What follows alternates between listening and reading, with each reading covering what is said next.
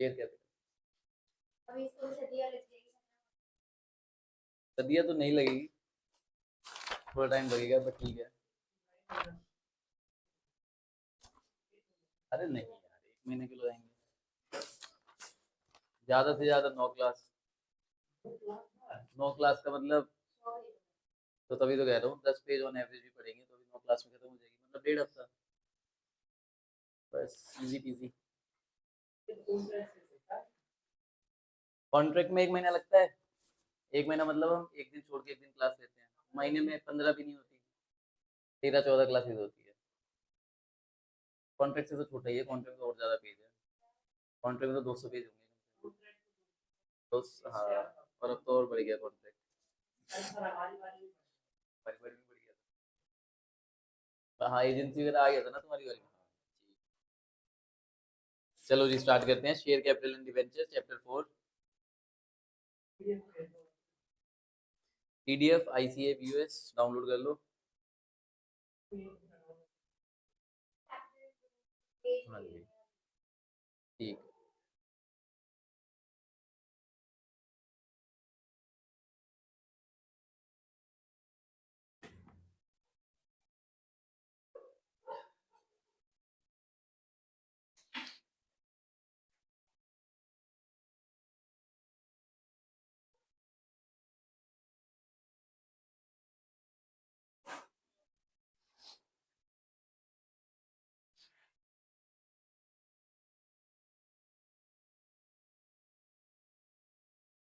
आगे जी सबके पास PDF.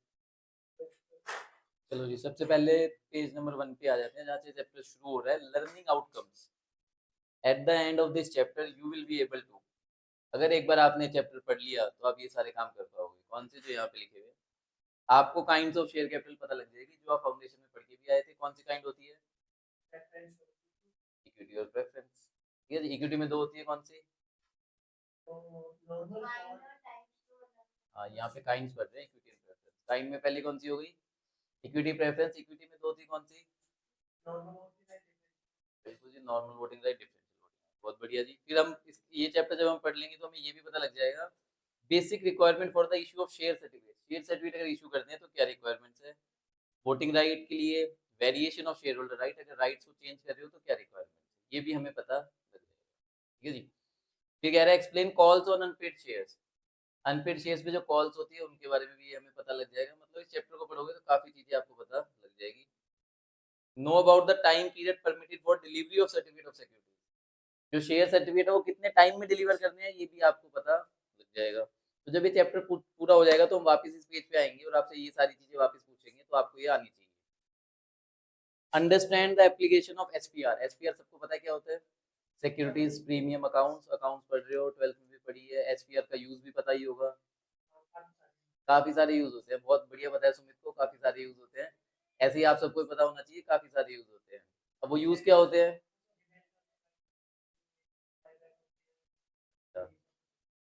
Debentures को राइट ऑफ करने के लिए, डिवेंचर्स को रिडीम करने के लिए। एसपीआर। तो डीआरआर किस लिए होता है? वो अलग है। ठीक है जी, चलो आपको जो क्लैरिटी नहीं है वो यहाँ पे मिल जाएगी आपको कि एसपीआर को कहाँ यूज करना है। Identify prohibition on issue of shares at discount. क्या शेयर्स डिस्काउंट पे इशू हो सकते हैं? ये बात तो मैं बहुत बार बोल भी चुका हूँ, तो यहाँ पे पता भी लग जाएगा कि डिस्काउंट पे इशू नहीं हो सकते हैं। लेकिन वो क्यों नहीं हो सकते ये भी लिखा हुआ है, और ये भी लिखा हुआ है कि कहाँ पे इशू हो सकते हैं डिस्काउंट पे। कहाँ पे हो सकते हैं? रीइशू। चलो आप तो एक फोर फीचर पकड़ के बैठते हो हमेशा, तो फोर फीचर का रीइशू उसको भी हम डिस्काउंट में मान लेंगे, वैसे होता नहीं है वो डिस्काउंट पे। स्वेट इक्विटी शेयर एक एक्सेप्शन है। क्या? Sweat equity share. तो इस चैप्टर में हम नीचे लिखा हुआ है कि किसके बारे में पढ़ेंगे? स्वेट इक्विटी शेयर, मतलब खून पसीने की कमाई। Issue and redemption of preference share. Preference share कैसे इशू होंगे, रिडीम कैसे होंगे। Creation of capital redemption reserve account, फिर एक सीआरआर अकाउंट बनेगा, उसके बारे में पढ़ेंगे। Transfer transmission. ट्रांसफर मतलब शेयर्स को बेचना, और ट्रांसमिशन का मतलब बाय लॉ कोई मर गया, शेयर्स किसके पास जाएंगे, उसको बोलते हैं ट्रांसमिशन। तो ट्रांसफर भी पढ़ेंगे, ट्रांसमिशन भी पढ़ेंगे। Alteration of share capital, share को कैपिटल को ऑल्टर करना, बढ़ाना, घटाना, वो भी पढ़ेंगे। Understand the concept related to further issue of share capital. Further issue भी पढ़ेंगे। यहाँ पे एक बार इशू कर दिया फिर वापस इशू कर रहे हो तो कैसे इशू होंगे। Bonus share, reduction of share capital, buyback of shares और रेस्ट्रिक्शन साथ में। ये भी इंपॉर्टेंट है, बायबैक इंपॉर्टेंट है, बोनस इंपॉर्टेंट है, स्वेट इक्विटी शेयर इंपॉर्टेंट है। इस चैप्टर की अच्छी खासी वेटेज भी एग्जाम में, नहीं करते करते 12-13 नंबर का क्वेश्चन आने आने हैं। Know about issue of debenture, creation of debenture, redemption reserve. ठीक है, डिबेंचर के बारे में पढ़ेंगे और डिबेंचर के साथ में डीआरआर भी पढ़ेंगे, डिबेंचर रिडेम्पशन रिजर्व अकाउंट। और लास्ट में पढ़ेंगे जी पनिशमेंट एंड पेनल्टीज। ठीक है जी, पनिशमेंट और पेनल्टीज में क्या डिफरेंस है? तो ऐसे मुंह बनाने की क्या जरूरत है, ऐसे एकदम ढंग से बोलो। पनिशमेंट क्रिमिनल ऑफेंस है और पेनल्टी सिविल ऑफेंस है। ठीक है जी, चलो जी स्टार्ट करते हैं। क्या मैंने रिकॉर्डिंग स्टार्ट कर दी है? कर दी है। पहले पेज पे आ जाते हैं। Chapter overview. सेक्शन रहेंगे 43 से लेके 72 तक। सेक्शन कितने रहेंगे? 43 से लेके 72 तक। ठीक है, ज्यादा सेक्शन नहीं है, कम ही सेक्शन है, 43 से 72 जितने भी हैं। और साथ में हमें रूल्स पढ़ने हैं। रूल्स का नाम क्या होगा? Companies share capital and debenture rules 2014। Forms का नाम क्या होगा?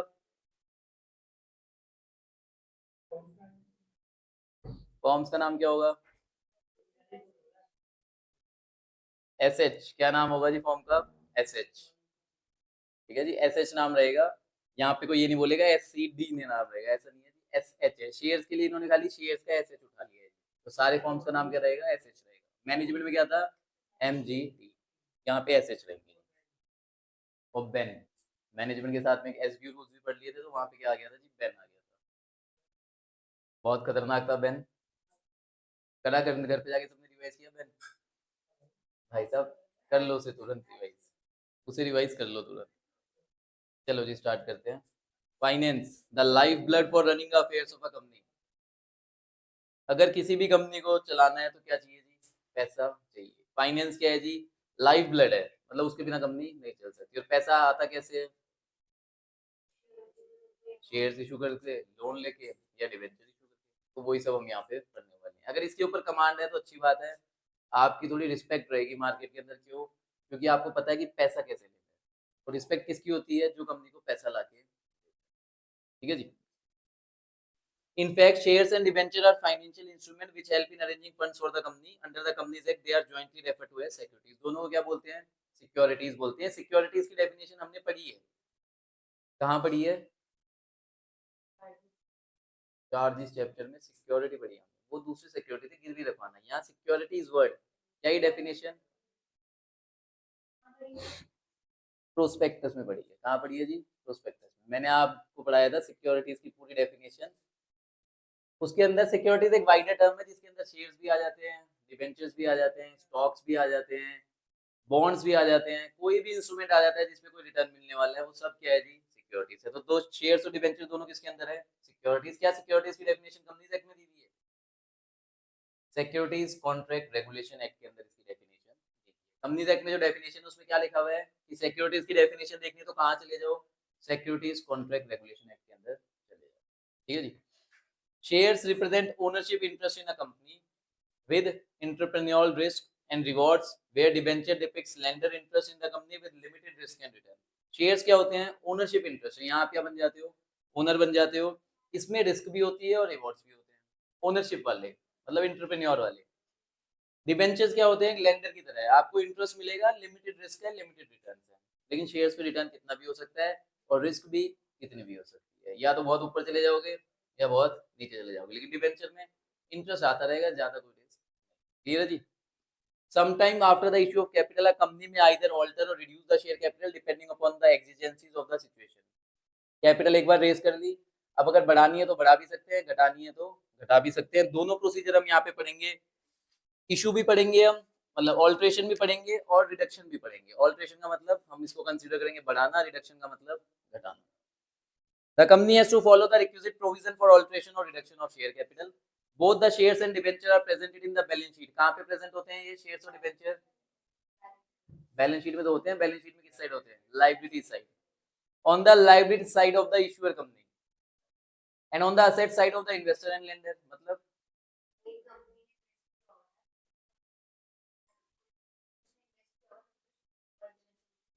मतलब जो कंपनी ने इशू करे हैं उसकी तो लाइबिलिटी साइड, और जिसने इन्वेस्ट किया है या जिसने लैंड किया है उसके असेट साइड, उसकी भी तो बैलेंस शीट बनेगी ना, उसके असेट साइड जाएंगे. Legal provision relating to these instruments are covered in Chapter 4 of the Companies Act, comprising Section 43 to 72, and the company share capital and debenture rule as amended from time to time, along with the endorsement in the company's formation document or as approved at the suitable company forum wherever necessary. ये last line क्या कहना चाह रही है, ये कुछ अलग सा आ गया है. As amended from the time to time, along with the endorsement in the company formation documents. ये क्या है?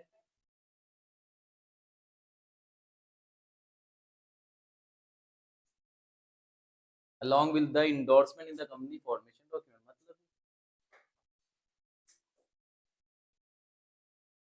मतलब कोई तो बता दो क्या हो गया. चैप्टर शुरू हुआ है, पहली लाइन इंट्रोडक्शन के अंदर लिखी हुई है, कंपनीज एक्ट इतना पढ़ लिया.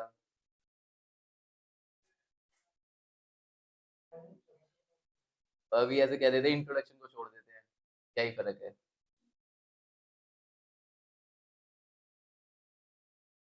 लीगल प्रोविजन कहाँ लिखे हुए हैं, चैप्टर 4 में लिखे हुए हैं कंपनीज एक्ट के, जिसके अंदर सेक्शन आ रहा है 43 से 72 तक. साथ में share capital and debenture rules है. साथ में कंपनी का आर्टिकल्स देखना पड़ेगा, नहीं देखना पड़ेगा. फॉर्मेशन डॉक्यूमेंट्स कौन से हैं, एमओए, तो उनको भी देखना पड़ेगा. और approve at the suitable company forum. क्या कंपनी जनरल मीटिंग में कुछ अप्रूवल्स नहीं देगी, एसआर पास करके, ओआर पास करके, उनको भी फॉलो करना है. ठीक है जी. तो खाली आपको सेक्शंस भी देखने हैं, रूल्स भी देखने हैं, साथ में आर्टिकल्स भी देखने हैं, और आर्टिकल्स के साथ में कुछ एसआर ओआर पास हुए हैं तो वो भी आप चेक करते हैं. क्लियर, आगे बढ़ते हैं. अब share capital and its type. What are the shares and stock. चलो ये शेयर एंड स्टॉक बाद में देखते हैं, डेफिनेशन देखते हैं. Section 2 clause 84 of the act define share. Share की डेफिनेशन दी हुई है, सेक्शन 2 है, क्लॉज 84 है. क्या लिखा हुआ है, share as a share in the share capital of a company and includes stock, and includes stock. तो शेयर्स की डेफिनेशन में क्या लिखा हुआ है, शेयर क्या है, कंपनी की शेयर कैपिटल के अंदर एक टुकड़ा. कंपनी की शेयर कैपिटल के अंदर एक टुकड़ा ही क्या होता है, शेयर होता है. और शेयर की डेफिनेशन में एक वर्ड इंक्लूडेड है जिसको हम क्या बोलते हैं, स्टॉक. जिसको हम क्या बोलते हैं, स्टॉक. ऊपर वाला तो क्लियर होगा, शेयर क्या है, कंपनी की शेयर कैपिटल का एक टुकड़ा. लेकिन स्टॉक सबको नहीं पता होगा क्योंकि हमने इसके बारे में पढ़ा भी नहीं है. बंच ऑफ शेयर्स, अलग अलग शेयर्स को इकट्ठा करवा दो तो उसको क्या बोल देते हैं, स्टॉक.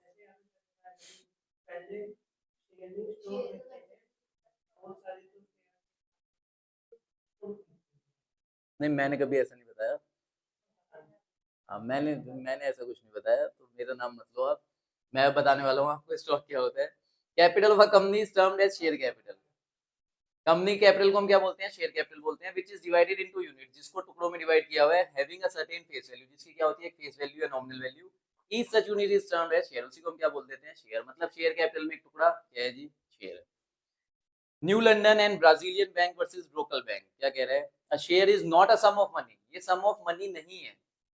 क्या 10 रुपए का नोट है, 10 रुपए का शेयर है, दोनों एक ही चीज है? नहीं, दोनों में फर्क है. क्यों फर्क है, 10 रुपए के बदले में 10 रुपए मिलेंगे, लेकिन शेयर अगर 10 रुपए का है तो इसके साथ में कुछ राइट्स भी मिलेंगे, जैसे कि डिविडेंड राइट, वोटिंग राइट, ये सारे राइट भी मिलेंगे.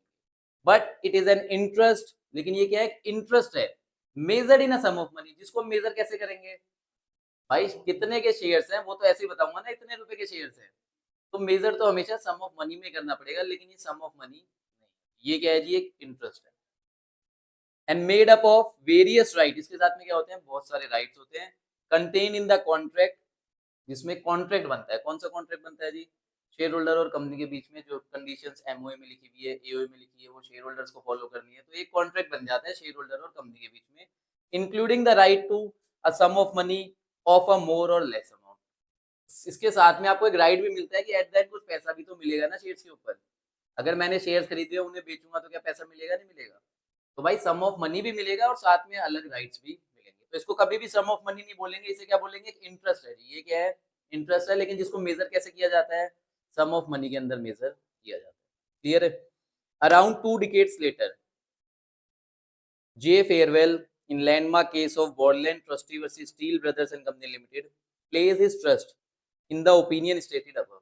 इस केस लॉ के अंदर ऊपर वाले केस लॉ की रेफरेंस ली और इसको सही माना गया. क्या बोला गया, observe that share in the interest of a shareholder in the company measured by a sum of money. वही लाइन वापस रिपीट हो गई, क्योंकि ये कह रहा है ये केस लॉ दो डिकेड बाद हुआ. डिकेड का मतलब, डिकेड का मतलब 10 एक डिकेड मतलब 10 साल, 2 का मतलब 20 साल। तो 20 साल के बाद फिर से केस लॉ हुआ, उसमें ऊपर वाले केस लॉ की रेफरेंस दे दी कि भाई शेयर का मतलब क्या होता है, वही होता है जो ऊपर वाले केस लॉ में डिसाइड हुआ था। For the purpose of liability in the first place, इसको अंडरलाइन कर लो जी, for the purpose of liability in first place and of interest in the second. एक वर्ड हमें एक्स्ट्रा मिल गया, क्या एक्स्ट्रा मिल गया, for the purpose of liability in the first place. तो शेयर्स के साथ में एक लाइबिलिटी भी है, वो क्या होती है जी, और कुछ देखना पड़ेगा ना, कौन सी कंपनी के शेयर है, लिमिटेड बाय शेयर है, लिमिटेड बाय गारंटी है। अगर शेयर्स पे कुछ पैसा पे नहीं किया हुआ है तो क्या लाइबिलिटी है या नहीं है, कॉल्स है या नहीं है, और अगर गारंटी है तो क्या लिक्विडेशन में गारंटी वाला अमाउंट दोगे या नहीं दोगे। तो शेयर्स के साथ में एक लाइबिलिटी भी आती है और साथ में क्या आता है, इंटरेस्ट भी आता है। And also consist of a series of mutual covenants. Covenants क्या होते हैं, terms and condition enter into by all the share holders inter से in accordance with the provision of companies act.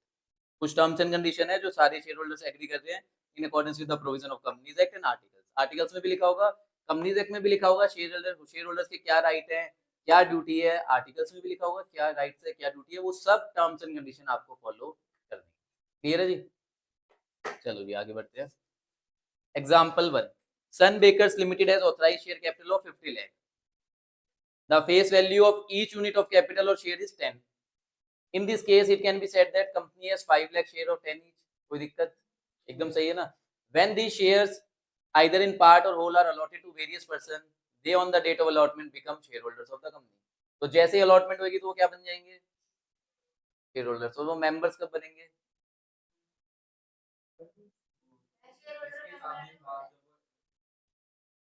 जिस दिन रजिस्टर में एंट्री हो जाएगी, जिस दिन रजिस्टर में एंट्री हो जाएगी वो क्या बन जाएंगे, मेंबर्स बन जाएंगे। तो मेंबर कौन है, जिसका नाम रजिस्टर ऑफ मेंबर्स में। ये बहुत थिन लाइन ऑफ डिफरेंस है, वैसे तो क्या पढ़ते हैं, शेयर होल्डर और मेंबर एक ही है, लेकिन थोड़ा सा फर्क तो है। शेयर होल्डर्स का बोल देते हैं भाई जैसे अलॉटमेंट हुई शेयर होल्डर है, लेकिन जैसे रजिस्टर ऑफ मेंबर में एंट्री होगी क्या बन गया, वो member. Note, company limited by share और those which having share capital to put in their memorandum. Memorandum में कौन सी कैपिटल होती है, ऑथराइज। मेमोरेंडम में कौन सी होती है, ऑथराइज। यार इशूड कैपिटल तो बढ़ती घटती रहेगी ना, तो वो सब नहीं लिखते वहाँ, पेड अप भी नहीं लिखते वहाँ, क्या लिखते हैं, ऑथराइज। और ऑथराइज क्या होती है, मैक्सिमम, मैक्सिमम होती है जी, इससे ऊपर नहीं जाना है आपको। तो ऑथराइज शेयर कैपिटल लिखी भी कैसे होगी ये हमें बताएगा, और ये हमने फाउंडेशन में भी पढ़ा है। क्या लिखा हुआ है, share capital of the company is this rupees divided into this share of this rupees each. अगर मैं ऊपर वाले एग्जांपल को एक्सटेंड करूं तो मैं कैसे लिखूंगा, the share capital of the company is 50 lakh divided into 5 lakh shares of rupees 10 each. आपको मेमोरेंडम में हमेशा ऐसे लिखना है। एक सेकंड, चलो छोड़ो बाद में देखते, माइक भी लगा रखा है अभी। स्टॉक, अब क्या आ गया जी, स्टॉक। स्टॉक का description, the definition of share state that the term share includes stock. हमने डेफिनेशन पढ़ी ऊपर, जस्ट शेयर क्या है, share is a share in the share capital of the company and includes a stock. हंसने क्या बात है, अच्छा सुन के अच्छा लगा। तो अब स्टॉक पढ़ लेते हैं क्या होता है। The definition of share state that the term share include stock if a company undertakes to aggregate the fully paid up shares of various member, underline करो वर्ड को, various members, as per their request and merge दो share into one fund. एक word है fully paid up share को underline करो, एक को underline करो वेरियस मेंबर, एक को अंडरलाइन कर लो मर्ज। जब आप सबके पास अलग अलग शेयर्स हैं, ठीक है जी, कंपनी के सबके शेयर्स क्या होने चाहिए, फुल्ली पेड अप होने चाहिए। क्या होने चाहिए, फुल्ली पेड अप। अगर पार्टली पेड अप है तो उसको स्टॉक में कन्वर्ट नहीं करवा सकते। आप सारे कह रहे हो हमारे सारे शेयर को इकट्ठा करके क्या बना दो, एक स्टॉक बना दो। तो अगर उसको इकट्ठा करके एक साथ जोड़ दिया तो वो क्या बन जाएगा जी, एक नया फंड बन जाएगा जिसको हम क्या नाम दे देंगे, stock. In more simple word we can say that stock is a collection of bundle of fully paid up. According to Section 61, Act empowered a limited company having a share capital to convert all or any of its fully paid up share into stock and reconvert that stock into fully paid up share of any denomination. तो आप shares को stock में भी convert करवा सकते हो, stock को वापस शेयर्स में भी कन्वर्ट करवा सकते हो। Student are advise to take note what make stock different. Stock is stated in lump sum. Stock कैसे होता है, लंप सम अमाउंट होगा, where share being the smallest unit. Share क्या है जी, स्मॉलेस्ट यूनिट है। Is having face value. Ordinarily shares are issue to the share holder. क्या direct किसी को स्टॉक इशू हो सकता है, जो आप बोल रहे थे कि सर स्टॉक बिकता है, स्टॉक ले लेते पहले, देखो पहले ना शेयर्स आएंगे, शेयर्स को क्या बनाएंगे, स्टॉक बनाएंगे। अब उस स्टॉक को आपको बेचना है तो आप बेच दो साथ में।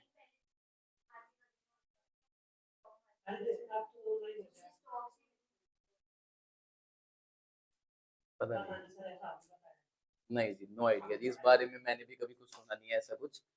अभी हमारे लिए क्या है, सबसे पहले क्या इशू करेगी कंपनी, शेयर्स। आप सब शेयर्स को इकट्ठा करके क्या करा सकते हो, स्टॉक। अब आप पूरे स्टॉक को बेचना चाहते हो तो आप बेच सकते हो, ठीक है जी। While in case of stock, the fully paid up shares of the members are converted into stock afterwards. Afterwards मतलब बाद में. The stock is not issued originally, but is obtained by conversion of fully paid up shares. तो stock starting में stock नहीं आता है, पहले क्या आते हैं, शेयर्स आते हैं, फिर क्या बन जाता है वो स्टॉक। आप बनवा सकते हो, आपके पास ऑप्शन है। क्या स्टॉक वापस कन्वर्ट हो सकता है शेयर्स में? बिल्कुल हो सकता है, ठीक है जी। अगला पॉइंट आता है kinds of share capital, section 43। Broadly there are two kinds of share capital, दो काइंड है, एक है इक्विटी और दूसरी है preference. Equity share capital can be further segregated into two categories based upon the right. Equity के भी दो पार्ट हैं, कौन कौन से, विद वोटिंग राइट्स या with differential right as to dividends, voting और अदरवाइज, ठीक है जी। प्रेफरेंस शेयर के अंदर बाद में पढ़ेंगे, पहले इक्विटी तक रहते हैं, लेकिन इन्होंने पहले प्रेफरेंस बता दिया तो पहले प्रेफरेंस पढ़ लेते हैं। Preference share capital explanation 2 to section 43। Preference share capital is the part of issued share capital. Company की जो इशूड कैपिटल है उसी का एक टुकड़ा क्या होगा, प्रेफरेंस, एक क्या होगा, equity of any company limited by share which carry preferential right. Underline कर लो वर्ड प्रेफरेंशियल। प्रेफरेंस वर्ड में क्या आ रही है, प्रेफरेंस आ रही है, तो प्रेफरेंस शेयर होल्डर को क्या मिलेगी, किसके ऊपर प्रेफरेंस मिलेगी, इक्विटी के ऊपर। क्या खाली company preference share capital issue कर सकती है? क्या कंपनी खाली इक्विटी शेयर कैपिटल इशू कर सकती है? इक्विटी शेयर कैपिटल अकेले इशू हो सकती है, लेकिन क्या प्रेफरेंस हो सकती है अकेले इशू? नहीं हो सकती। क्यों नहीं हो सकती? प्रेफरेंस किसके ऊपर, पता लग रहा है खुशबू फाउंडेशन में पढ़ के आई है एकदम। तो प्रेफरेंस किसके ऊपर दोगे, ये क्वेश्चन मैं वहां पे भी पूछता हूँ, इसलिए अगर खाली प्रेफरेंस शेयर कैपिटल आ गई तो आप उसके ऊपर प्रेफरेंस नहीं दे सकते, तो प्रेफरेंस शेयर होल्डर की डेफिनेशन में आप नहीं आ रहे हो। तो इक्विटी शेयर कैपिटल होनी चाहिए, तभी आप क्या इशू कर सकते हो, प्रेफरेंस शेयर कैपिटल इशू कर सकते हो, क्योंकि इनको क्या मिलने वाली है, प्रेफरेंस मिलने वाली है। अब प्रेफरेंस किस चीज में मिलेगी, नंबर 1 पेमेंट ऑफ डिविडेंड। अब पेमेंट ऑफ डिविडेंड का मतलब क्या है कि डिविडेंड मिलेगा, लेकिन ये है कि 100% मिलेगा, मिलेगा डिविडेंड मिलेगा। पहले किसको मिलेगा, अगर कंपनी को डिविडेंड देना है इक्विटी को, तो पहले किसको दे देना, ये है जी प्रेफरेंस, ठीक है जी। अब वो डिविडेंड एब्सोल्यूट अमाउंट भी हो सकता है या फिक्स भी हो सकता है। प्रेफरेंस शेयर कैपिटल पे जब इशू कर रहे हो, आप बोल दो हर शेयर के बदले में 10 रुपए डिविडेंड देंगे, this is a fixed amount, या आप बोल दो 1% देंगे। तो आपने देखा होगा लिखा रहता है 9% प्रेफरेंस शेयर कैपिटल। तो 9% क्यों लिखा है, क्योंकि उसका डिविडेंड का रेट कितना है, 9%। तो आपको प्रेफरेंस मिलेगी, मतलब इक्विटी से पहले आपको डिविडेंड मिलेगा। दूसरी बात, रीपेमेंट ऑफ कैपिटल, जब कैपिटल रीपे होगी तो भी किसको प्रेफरेंस मिलेगी, प्रेफरेंस, ठीक है जी। रीपे कब होगी capital, at the time of winding up और रीपेमेंट ऑफ कैपिटल, या कंपनी कभी रीपेमेंट करने जा रही है, शेयर होल्डर की कैपिटल रीपे कर रहे हैं, तो पहले किसको रीपे करोगे, प्रेफरेंस शेयर होल्डर को रीपे। बाद में देखेंगे इस कॉन्सेप्ट को, हाँ जी, हाँ हो सकता है, अभी देखेंगे वो आगे आएगा, अभी इतना नहीं घुसते। अभी वाइंडिंग अप या कभी भी रीपेमेंट हो रही है तो किसको मिलेगी सबसे पहले, प्रेफरेंस, क्योंकि ये क्या है जी, preference share holder. Binding up में आपको पता ही होगा क्या होता है, बाइंडिंग अप के अंदर एसेट सोल्ड करे जाएंगे, लायबिलिटीज पे ऑफ करेगी। सबसे पहले कौन सी लायबिलिटी पे ऑफ करोगे, आउटसाइडर्स की, उसके बाद में आउटसाइडर में अलग क्राइटेरिया है, सबसे पहले सिक्योर दे देना, अनसिक्योर दे देना, गवर्नमेंट के कोई ड्यूज है तो वो पे कर देना। चलो आउटसाइड पकड़ लिया तो आउटसाइड सारा बाहर, क्योंकि हम यहाँ पे वाइंडिंग अप नहीं पढ़ रहे हैं। जब वाइंडिंग अप पढ़ते हैं तो एक मैकेनिज्म होता है जिसको बोलते हैं वाटरफॉल मैकेनिज्म, उसके अंदर ये सब लिखा हुआ है। अभी के लिए सबसे पहले आउटसाइड दे देंगे, उसके बाद फिर आते हैं शेयर होल्डर। शेयर होल्डर में किसको दोगे सबसे पहले, प्रेफरेंस शेयर होल्डर को, फिर किसको दोगे, उसको क्या बोलते हैं वो भी अभी देखेंगे। This preference exist only up to amount paid up और deem to have been paid up on the shares. This preference exist only up to amount paid up, मतलब अगर प्रेफरेंस शेयर होल्डर 10 रुपए का था और आप प्रेफरेंस शेयर होल्डर हो, आपने पे करा हुआ है 8 रुपए, दो भी पेंडिंग है, तो आपको कितनी रीपेमेंट मिलेगी, 8 की मिलेगी जितना पे करा हुआ है, और फिर लिखा हुआ है deem to have been paid up. इसका क्या मतलब होगा? इसका मतलब तो समझ आ गया, मान लेंगे कि वो भी क्या है, पेड अप है, लेकिन ये होगा कैसे?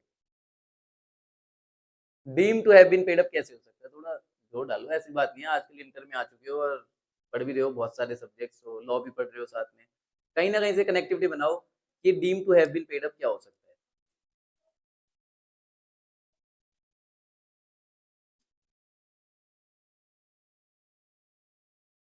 पहले एक लाइन और पढ़ लेते हैं, unless there is an agreement in contrary to this, मतलब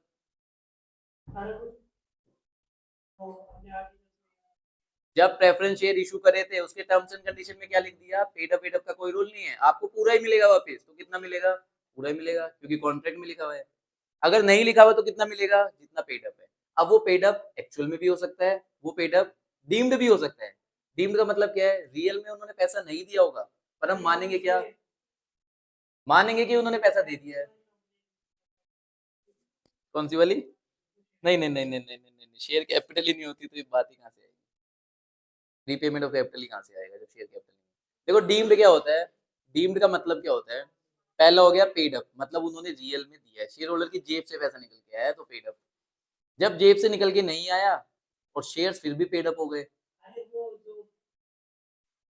लिख लो इसके ऊपर,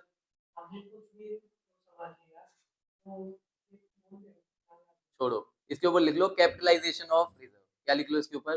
कैपिटलाइजेशन ऑफ रिजर्व। रिजर्व को कैपिटलाइज करने का मतलब क्या है? कंपनी के रिजर्व रहते हैं, रिजर्व्स को कहाँ डाल देते हैं? कैपिटल में डाल देते हैं। एग्जाम्पल क्या है इसका कैपिटलाइजेशन का? बोनस इशू क्या होता है? प्रीमियम इशू करते हैं। क्या वहां पे रिजर्व्स कैपिटलाइज हो रहे नहीं हो रहे हैं? हो रहे हैं ना।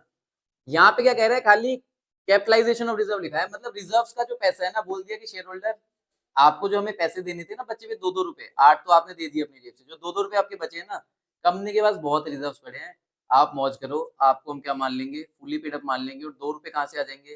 रिजर्व में से निकल के आ जाएंगे, तो कंपनी के रिजर्व कम होंगे और क्या बढ़ जाएगी? प्रेफरेंस शेयर कैपिटल पूरी पेड अप हो जाएगी। क्या बैलेंस शीट में कोई फर्क आएगा? कोई फर्क नहीं आएगा। तो कैपिटलाइजेशन ऑफ रिजर्व से डीम्ड पेड अप हो सकता है। बढ़िए जी आगे। Example 2, India Swift pharma labs limited and panacea biotech limited issued preference share. क्या लिख दिया है? हाँ ठीक है जी। चलो एक बार एग्जाम्पल आप खुद पढ़ लो, एक हाँ एग्जाम्पल आप खुद पढ़ लो, फिर देखते हैं आगे।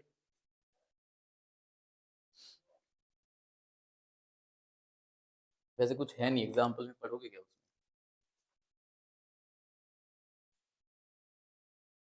ठीक है जी, पढ़ लिया। तो प्रेफरेंस शेयर कैपिटल क्या है? जिसको क्या मिल रही है? प्रेफरेंशियल राइट मिल रहे हैं। किस चीज के प्रेफरेंशियल राइट मिल रहे हैं? पेमेंट ऑफ डिविडेंड या फिर repayment of capital at the time of winding up. तो जितना अमाउंट पेड अप किया है या deem to have been paid up वो मिल जाएगा, लेकिन एग्रीमेंट में कुछ और लिखा है तो हो सकता है पूरा का पूरा मिल जाए। ठीक है जी, चलो ये आगे आ जाते हैं। नोट्स एग्जाम्पल पढ़ लिया सबने? कुछ नहीं कह रहा, उसमें कह रहा है कि प्रेफरेंस शेयर इशू करे हैं 5 लाख रुपए, क्या बोला है? डिविडेंड फिक्स अमाउंट का देंगे, तो डिविडेंड फिक्स अमाउंट का भी हो सकता है और डिविडेंड एक रेट भी हो सकता है, नीचे रेट लिख दिया 8% per annum. Note, nothing contain in this act shall affect the right of the preference shareholder who are entitled to participate in the proceeds of winding up before the commencement of this act। This act मतलब 2013 हो सकता है ना, 2013 से पहले भी preference share holder issue हुई होंगे, प्रेफरेंस शेयर्स इशू करे होंगे कंपनी ने। तो क्या कह रहा है इस एक्ट में जो भी लिखा हुआ है ना, उससे उन प्रेफरेंस शेयर होल्डर के कोई भी राइट हार्म नहीं होंगे, उनके जो राइट थे उनको वो सारे राइट मिलेंगे। Preference share holder may also participate in equity pool post the preferential entitlement, but to find out their right of participation we must look within the four corners of the article of association and the terms of the issue। एक word आ गया है जिन्हें आप participate, इनके ऊपर लिख लो participating preference share holder या पार्टिसिपेटिंग प्रेफरेंस शेयर। दो होते हैं, एक पार्टिसिपेटिंग, एक होता है नॉन पार्टिसिपेटिंग। एक और कैटेगरी है जिसको हम बोलते हैं क्यूमुलेटिव और एक को बोलते हैं नॉन क्यूमुलेटिव, वो भी नीचे देखेंगे हम। अभी क्या वर्ड आया है? पार्टिसिपेटिंग। एक होते हैं पार्टिसिपेटिंग और एक दूसरे क्या होते हैं? Non participating. पार्टिसिपेटिंग का मतलब पार्टिसिपेट करेंगे, किसमें पार्टिसिपेट करेंगे? नहीं, प्रेफरेंस शेयर होल्डर में ऑल्सो, मे का मतलब क्या है? हो सकता है, करे या ना करे, दोनों चीजें हो सकती है। ये मे कहाँ से पढ़ेंगे आप? ये मे शेल है या नहीं है? आपको आर्टिकल्स पढ़ने पड़ेंगे, टर्म्स ऑफ इशू पढ़ने पड़ेंगे। अगर आर्टिकल्स में लिखा हुआ है, क्या लिखा हुआ है, हम जितने प्रेफरेंस शेयर होल्डर दे रहे हैं वो सारे क्या है, पार्टिसिपेटिंग है, तो क्या मानोगे आप, पार्टिसिपेटिंग। अगर टर्म्स में लिखा हुआ है कि भाई पार्टिसिपेटिंग है तो क्या मानोगे, पार्टिसिपेटिंग। नहीं लिखा हुआ है तो क्या मानोगे, नॉन पार्टिसिपेटिंग। ठीक है जी। अब पार्टिसिपेटिंग होता क्या है, क्या हुआ,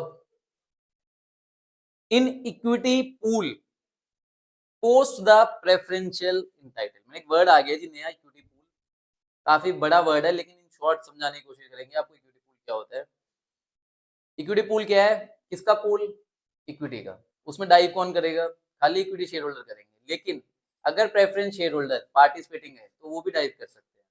स्विमिंग पूल, वैसे किसका पूल, इक्विटी का पूल, डाइव कौन करेगा, इक्विटी शेयर होल्डर, लेकिन प्रेफरेंस भी कर सकते हैं अगर वो कौन से है, पार्टिसिपेटिंग। अब ये होता क्या है, एक तरीके से इक्विटी शेयर होल्डर के फायदे, एक तरीके से इक्विटी शेयर होल्डर के फायदे, कंपनी वाइंडिंग अप में गई, ठीक है जी, कंपनी किस में गई, वाइंडिंग अप में गई। असेट थे 20 लाख रुपए के, बेच दिए, लायबिलिटी थी 5 लाख रुपए की, दे दी, बचे कितने, 15 लाख।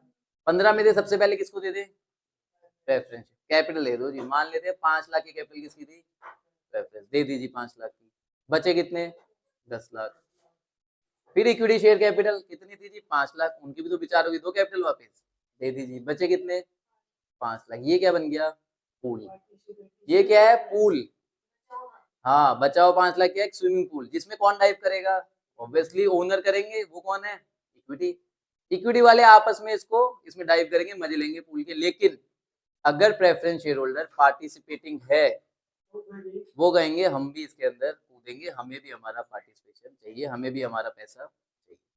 ठीक है जी, समझ आ गया इक्विटी पूल क्या है। तो प्रेफरेंस शेयर होल्डर पार्टिसिपेट कर सकते हैं इक्विटी पूल के अंदर, अगर एओए देखना पड़ेगा और टर्म्स ऑफ इशू देखना पड़ेगा। If the right to participate in the surplus is not specified in the terms of issue, preference shareholder are presumed to be non-participating. अगर टर्म्स ऑफ इशू में कुछ भी नहीं लिखा हुआ, साइलेंट है, तो क्या मानोगे, नॉन पार्टिसिपेटिंग। अगर आपको पार्टिसिपेटिंग करनी है, अगर आपको एक्स्ट्रा राइट देना है, तो आपको क्या करना पड़ेगा, लिखना पड़ेगा जी। अगर नहीं लिखा तो नहीं मिलेगा। This was affirmed by the House of Lords in Scottish Insurance Corporation Limited versus Wilson and Clyde Coal Company. ठीक है जी, कोई दिक्कत, ये कहां से डिसाइड हुआ है, इस केस लॉ के अंदर decide. Third point, preference share are always presumed to be cumulative and the accumulation of dividend can be excluded only by a clear provision in the। अब एक और लिख लो जी, क्यूमुलेटिव, नॉन क्यूमुलेटिव। पहले क्या लिखा था, पार्टिसिपेटिंग, नॉन पार्टिसिपेटिंग। किस में पार्टिसिपेट करेंगे, इक्विटी पूल में। कब करेंगे, जब टर्म्स ऑफ इशू के अंदर लिखा हुआ होगा। अगर टर्म्स ऑफ इशू साइलेंट है, पार्टिसिपेट नहीं करेंगे। जितनी प्रेफरेंशियल एंटाइटलमेंट होनी थी उनके बाद में, क्या मैंने प्रेफरेंशियल एंटाइटलमेंट दे दी, नहीं दे दी उनको, रीपेमेंट कर दी ना, तो इक्विटी के भी तो है। हाँ, प्रेफरेंशियल एंटाइटल मतलब जो इनको एंटाइटलमेंट मिलनी थी उसके बाद में। Preference share are always presumed to be cumulative, नया वर्ड आ गया क्यूमुलेटिव। तो प्रेफरेंस शेयर होल्डर दो टाइप और होते हैं, क्यूमुलेटिव भी हो सकते हैं, नॉन क्यूमुलेटिव भी हो सकते हैं। क्यूमुलेटिव का मतलब क्या होता है, नहीं ऐसा वैसा नहीं, खाली इंग्लिश टू हिंदी। क्यूमुलेटिव का मतलब क्या होता है, पूरा एक्सप्लेन करोगे, जो इकट्ठा होता रहता है। हाँ चलो अब आप पूरा एक्सप्लेन कर दो, क्यूमुलेटिव क्या होता है।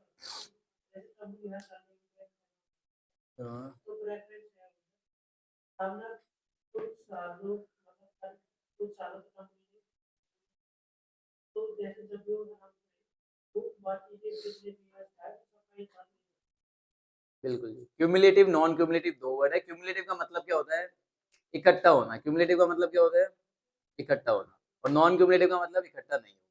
प्रेफरेंस शेयर होल्डर को डिविडेंड मिलना था, कंपनी ने डिविडेंड नहीं दिया, 1 साल नहीं दिया, 2 साल नहीं दिया, 3 साल नहीं दिया। अब जब भी डिविडेंड दोगे, जो पिछले 3 सालों का है वो क्या हो जाएगा, इकट्ठा हो जाएगा, वो भी देना पड़ेगा, क्योंकि आपके प्रेफरेंस शेयर कौन से हैं, क्यूमुलेटिव। और नॉन क्यूमुलेटिव होंगे तो कुछ इकट्ठा नहीं होगा, नहीं दिया नहीं दिया, कहानी खत्म। ठीक है जी। लेकिन अब एक अजम्पशन है, क्या अजम्पशन है, preference share are always presumed to be cumulative. मतलब हाँ,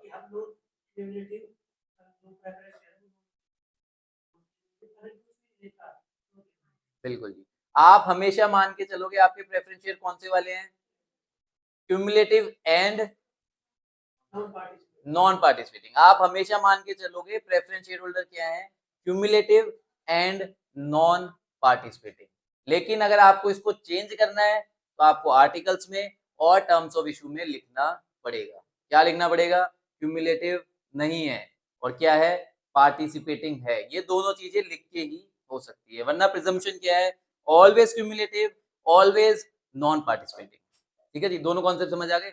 आगे बढ़ते हैं, क्योंकि हमने ऊपर पढ़ा था कि अगर आपको पार्टिसिपेटिंग कर... अभी जस्ट बताया मैंने आपको, क्यों नहीं पता, नॉन पार्टिसिपेटिंग क्यों प्रिज्यूम करेंगे, किसी को नहीं पता। हाँ हाँ हाँ, फिर मैं सुमित से, मेरे को पूरी उम्मीद थी, मैं सुमित क्यों नहीं बोला एकदम से। हाँ, क्यों लिखेंगे, उसमें लिखा हुआ है, क्या लिखा हुआ है, if the right to participate in surplus is not specified in the issue. अगर नहीं लिखा हुआ कि ये पार्टिसिपेटिंग है तो हम उसको नॉन पार्टिसिपेटिंग ही मानेंगे। तो अगर आपको उसको पार्टिसिपेटिंग बनाना है तो आपको लिखना पड़ेगा। तो प्रिजम्पशन क्या है, प्रिजम्पशन ये है हमेशा क्या है, नॉन पार्टिसिपेटिंग, और हमेशा क्या है, cumulative. Cumulative and non participating is the presumption. इसको चेंज करना है तो अगर एओ में डालो या टर्म्स ऑफ इशू के अंदर डालो। इलस्ट्रेशन Q&A, बताओ जी, can a company have only preference share capital? No. ठीक है जी, क्या चाहिए साथ में, इक्विटी चाहिए ही चाहिए, क्योंकि प्रेफरेंस किसके ऊपर मिलेगी, इक्विटी के ऊपर। ठीक है जी, अगला आता है equity share capital, section 43A, read with explanation 1 to section 43। ठीक है जी, share capital which are not preference share capital are termed as equity share capital. Wow, nice definition. जो प्रेफरेंस शेयर कैपिटल नहीं है वो क्या बचे, तो यहाँ से समझ आता है इक्विटी प्रेफरेंस के अलावा और कुछ नहीं। प्रेफरेंस होगा या इक्विटी होगा, इसके अलावा और कोई कैपिटल नहीं है। Equity share capital are further classified, इनको दो कैटेगरी में और डिवाइड किया गया है। पहला क्या है, equity shares with voting right, जिसमें क्या मिलेंगे आपको, वोटिंग राइट। क्या दोनों में नहीं मिलते वोटिंग राइट, दोनों हर जगह मिलते हैं। तो ये क्या है, normal voting right, this is plane vanilla. इसको क्या बोलेंगे हम, प्लेन वनीला। वनीला इतना बुरा है क्या जिसको हम प्लेन वनीला बोल रहे हैं, वनीला फ्लेवर नहीं है, वनीला, वनीला भी तो एक फ्लेवर ही है।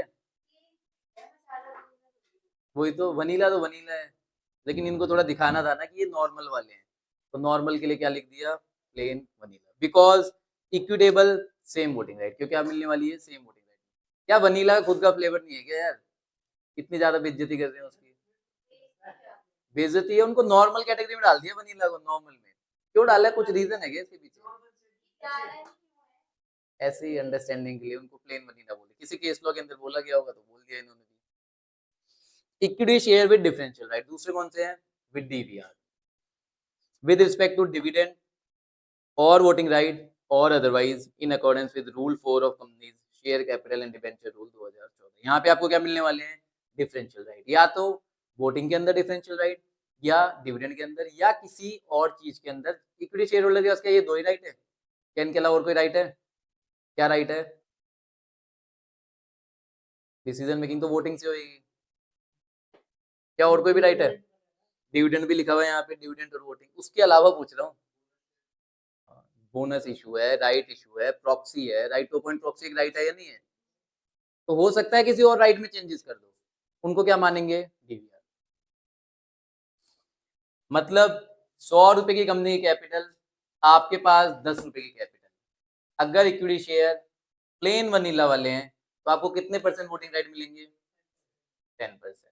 लेकिन डीवीआर में क्या हो सकता है, चेंजेस हो सकते हैं, वोटिंग राइट ज्यादा भी हो सकते हैं, कम भी हो सकते हैं। अगर वोटिंग राइट बढ़ा के देंगे तो डिविडेंड कम कर देंगे, डिविडेंड बढ़ा के देंगे वोटिंग राइट कम कर देंगे, कुछ ना कुछ चेंजेस कर देंगे।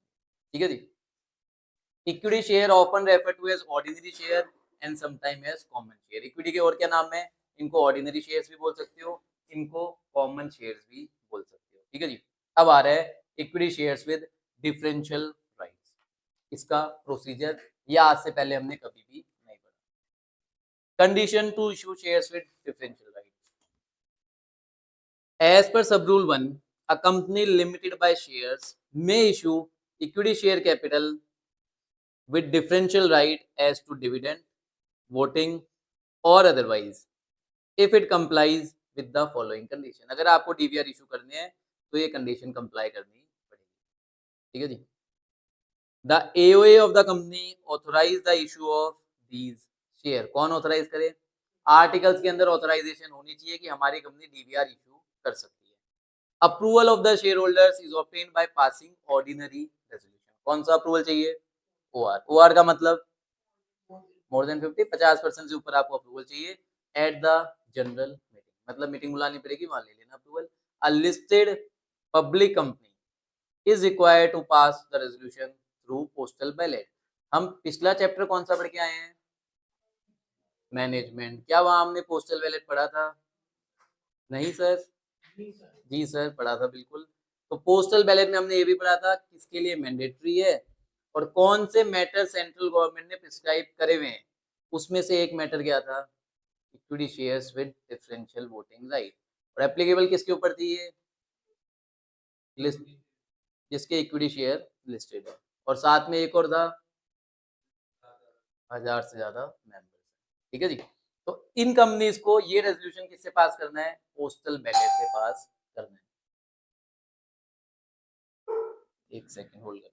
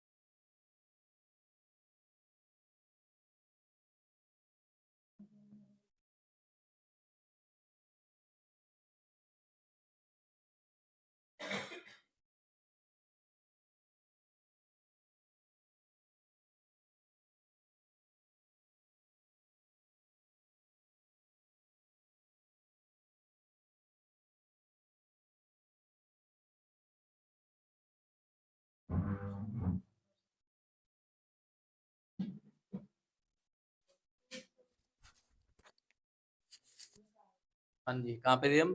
डीवीआर सबसे पहली कंडीशन, आर्टिकल्स में ऑथराइजेशन होनी चाहिए। दूसरी ordinary resolution at general meeting. अगर पब्लिक लिस्टेड पब्लिक कंपनी है तो पोस्टल बैलेट से पास करना। तो voting power in respect of shares with DVR differential right of the company shall not exceed 74% of the total voting power at any point of time. कभी भी DVR की voting right कितने से ज्यादा नहीं होनी चाहिए? 74%। जितनी टोटल वोटिंग राइट कितनी होती है? 100%। तो 74% डीवीआर से ज्यादा नहीं होना चाहिए। 74 तक ले जा सकते हैं। मैंने डीवीआर इशू करे जिनको मैंने वोटिंग राइट दी थी 74%, कोई दिक्कत? लेकिन 74 से ज्यादा नहीं होना। कोई लॉजिक? वो अकेला क्या कर देगा? स्पेशल रेजोल्यूशन पास कर देगा। इसलिए डीवीआर में कितना रखा है? 74 से ज्यादा किसी को डीवीआर नहीं होना चाहिए। तो आप इसको ऐसे याद कर सकते हो, डीवीआर वाले कभी भी अकेले स्पेशल रेजोल्यूशन पास नहीं कर सकते। इतना लॉ ऐसे थोड़ी लिखेगा, उसको पॉइंट में डालेगा। हाँ ऐसे भी लिख सकते थे। बात करते हैं, कोशिश करते हैं बात करने की। इन्होंने कितना लिखा है? 74% से ज्यादा नहीं होनी चाहिए। क्योंकि अगर 74% से ज्यादा हुई तो बेचारे ऑर्डिनरी शेयर, वो प्लेन वनीला, वो तो बहुत ज्यादा प्लेन हो जाएंगे, उनकी कोई अहमियत ही नहीं है कंपनी के अंदर। ये अकेले ही सारा काम करे जा रहे हैं। स्पेशल रेजोल्यूशन पास करना है, डीवीआर वाले आएंगे पास। तो भाई ऑर्डिनरी वालों की जरूरत होनी चाहिए। The company has not defaulted in financial annual filing annual accounts form AOC 4। भाई एनुअल अकाउंट्स एओसी 4, माना अकाउंट्स ऑफ कंपनी नहीं पढ़ा है लेकिन एक फॉर्म तो याद कर ही सकते हैं। तो financial statement AOC 4, annual return MGT 7। Annual accounts आपने सुना खाली एनुअल, ठीक है। तो एनुअल अकाउंट्स मतलब फाइनेंशियल स्टेटमेंट और एनुअल रिटर्न मतलब एमजीटी 7 for the 3 financial year preceding the year in which it was decided to issue such shares. मतलब पिछले 3 सालों की बात कर रहा है, उससे पहले डिफॉल्ट हो तो दिक्कत नहीं है। पिछले 3 सालों में डिफॉल्ट नहीं होना चाहिए, समझ आ रही है बात। पिछले 3 सालों में डिफॉल्ट नहीं होना चाहिए। अगर आज मैं इशू करना चाहता हूं तो पिछले 3 फाइनेंशियल ईयर्स में एओसी 4 और एमजीटी 7 फाइल होना।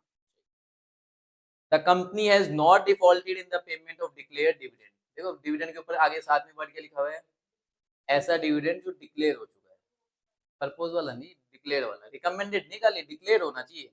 उसके बाद आप उसे नहीं कर रहे, या कोई इंटरेस्ट नहीं करा आपने पेमेंट, या किसी कूपन पे कोई रिडेम्पशन ऑफ प्रेफरेंस शेयर नहीं करी, कोई डिबेंचर की आपने रिडेम्पशन नहीं करी, या आपने मैच्योर डिपॉजिट की पेमेंट नहीं करी। अगर आपने इन चीजों में डिफॉल्ट किया है, आप डीवीआर इशू नहीं कर सकते हो। क्योंकि यहाँ पे क्या टाइमलाइन दी हुई है कोई?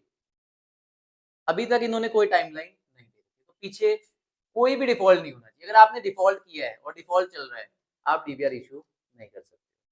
The company has not defaulted in the payment of dividend on preference shares, payment or interest or repayment of any term loan from PFI or state level financial institution or bank, repayment of any term loan from PFI or SFI, statutory dues relating to its employees। ये कौन से होते हैं? statutory dues relating to employees। ऊपर वाले समझ आ गए ना, dividend on preference share holder, interest की पेमेंट, उसके अगले में भी क्या है? इंटरेस्ट की पेमेंट। अगला आ रहा है dues relating to its employees, वो भी स्टैट्यूटरी। स्टैट्यूटरी का मतलब किसी लॉ में लिखा हो, किसी एक्ट में लिखा हो। कौन से होते हैं वो एम्प्लॉइज के ड्यू? जैसे कि ग्रेचुटी, जैसे कि ईपीएफ, जैसे कि ईएसआई। क्या एम्प्लॉइज को मिलते हैं, नहीं मिलते हैं पीएफ ईएसआई? उसमें आपने डिफॉल्ट ना किया हो। Crediting the amount in IPF, IPF का एक हम पीछे पढ़ के आए हैं।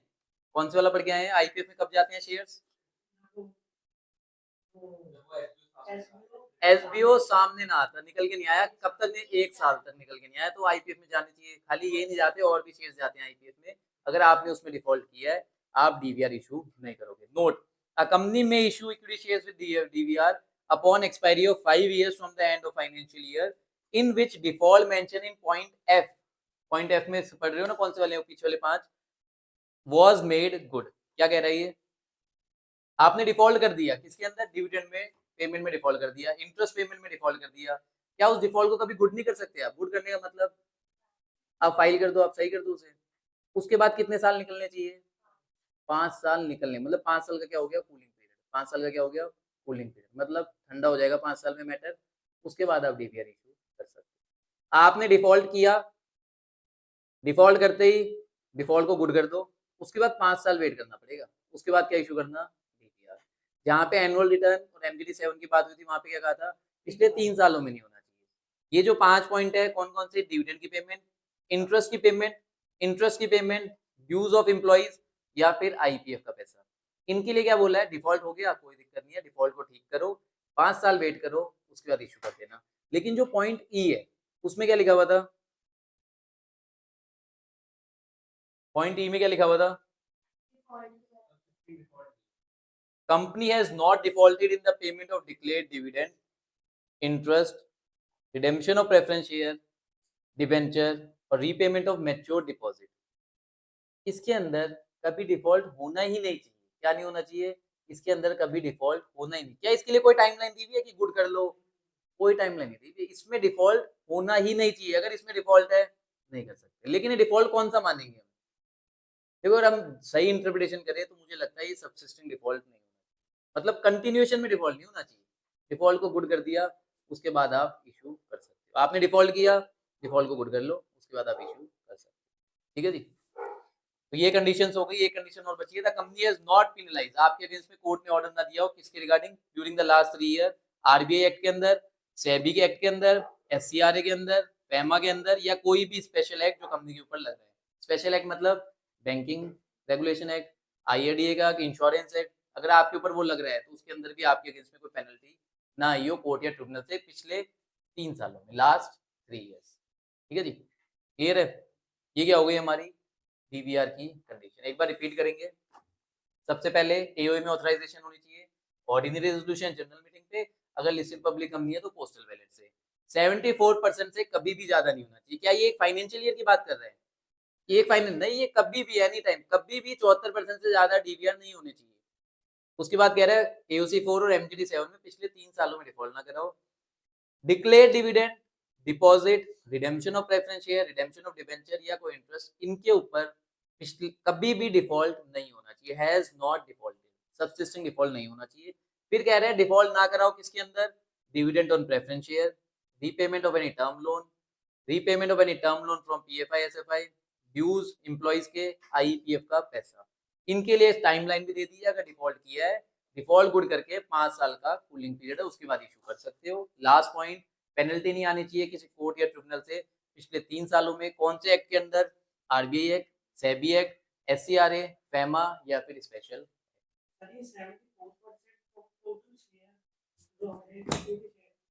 बिल्कुल बिल्कुल बिल्कुल नहीं, 74% टोटल मिला के सारे डीवीआर वालों के पास नहीं होनी चाहिए। 10 डीवीआर वाले हैं तो उनकी वोटिंग पावर कभी भी 74% से ज्यादा ना हो, 74 तक हो सकती है। ठीक है जी, अगला आ जाता है note, equity share with DVR, differential right issued by any company under the provision of companies act 1956 and the rules shall continue to be regulated under the provision and rules. अगर 2013 से पहले इशू हुए हैं तो उनके ऊपर कौन से रूल्स लगेंगे? वो 2013 से पहले वाले। Here it is also worth noting that before the amendment made in 2000 to the Companies Act 1956, the shares with differential voting right were not permitted to be issued. अजीब नहीं हो गया? ऊपर क्या बोला था? 1956 में अगर कुछ इशू किया गया है डिफरेंशियल राइट तो वो कहां से गवर्न होंगे? वहीं से गवर्न होंगे। और नीचे क्या कह रहे हैं? नहीं, पढ़ो एक बार नीचे वाली लाइन। 2000 में देखो, उन कंपनीज एक्ट 1956 कब से चल रहा है? 1956 से। 1956 से, गुड क्वेश्चन, गुड आंसर। 1956 के बाद में 2000 तक आप वहां पे डिफरेंशियल राइट इशू ही नहीं कर सकते थे, इशू ही नहीं कर सकते। लेकिन 2000 में एक अमेंडमेंट आई, 2000 ईयर में एक अमेंडमेंट आई, उसमें क्या बोला गया? 1956 वाले एक्ट में भी आप डीवीआर इशू कर सकते हो। तो कंपनीज ने जिसने 2000 के बाद में डीवीआर इशू कर दिए, अब कंपनीज एक्ट 2013 आ गया, तो 2000 से 2013 के बीच में जितने भी डीवीआर इशू हुए हैं वो सब पे कौन से प्रोविजन लगेंगे? वो पहले वाले लगेंगे, उस पे कंपनीज एक्ट 2013 नहीं लगेगा। ठीक है जी, चलो जी, बस एग्जाम आज तो आज यही खत्म करते हैं।